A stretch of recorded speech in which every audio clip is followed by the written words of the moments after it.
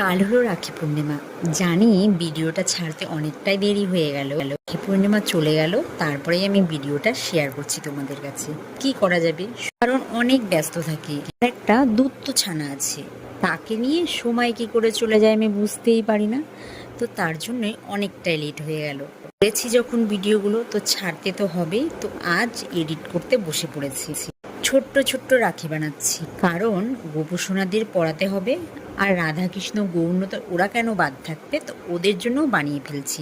আমার মামসোনা সে পড়াবে গোপু দাদাদেরকে তার রাখি, আর আমি পড়াবো গৌর নিতাই রাধাকৃষ্ণ। বাট আমার মাম এখনো পড়াতে পারে না, কারণ ও খুবই ছোট, খালি ধরিয়ে দেবে, আমিই পড়াবো।